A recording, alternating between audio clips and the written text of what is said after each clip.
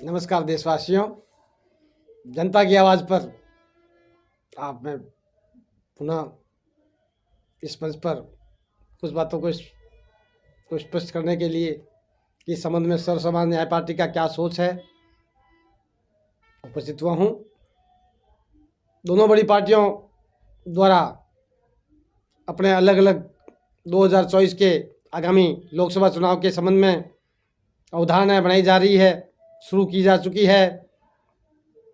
आपने ये भी पूछा कि मुख्यमंत्री राजस्थान का अभी फाइनल नहीं हुआ।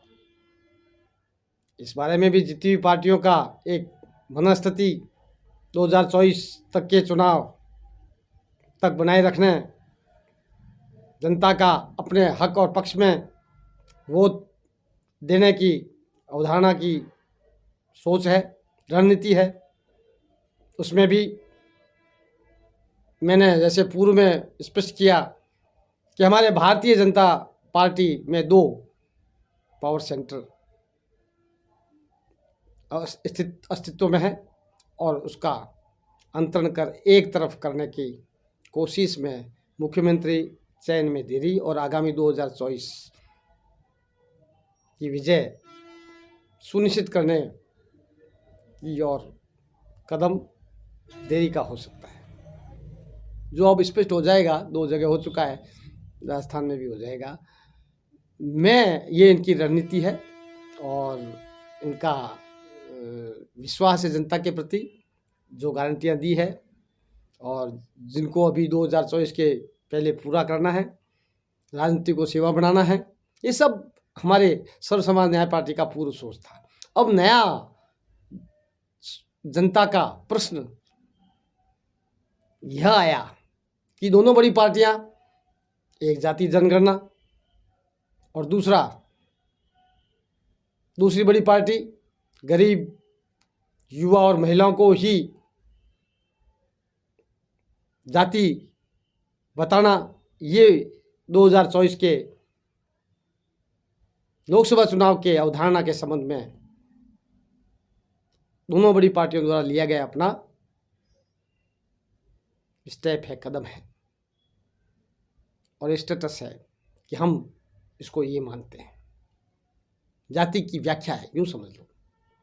लेकिन सर्व समाज न्याय पार्टी का सोच है कि पार्टी के पंजीकरण के वक्त ही हमने स्पष्ट कर दिया कि हम जाति धर्म संप्रदाय से हम सर्व समाज को नहीं बांट करके उनके कार्य की महत्ता को ध्यान में रखते हुए कार्यों से जोड़ करके डॉक्टर, रोगी समाज, किसान और मजदूर समाज और हमारे छात्र और शिक्षक समाज, पक्षकार और वकील समाज, ये सर्व समाज है।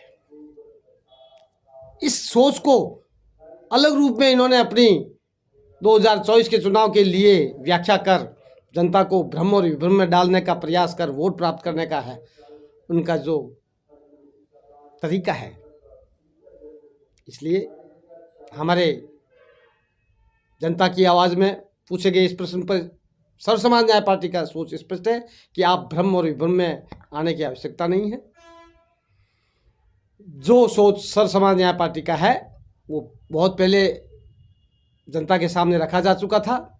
हम ये चाहते हैं कि ये गरीबी, बेरोजगारी, महंगाई, कुपोषण, जनता को 80 करोड़ जनता को राशन की मुफ्त व्यवस्था या सहायता देना खराब नहीं है, देते रहेंगे, अगले 5 साल तक देते रहेंगे। अरे कब आप इनके जीवन स्तर को ऊंचा उठाने की बात करेंगे? हमारी पार्टी का सोच ये है कि इनको इक्वल, सबको बराबर, आर्थिक समानता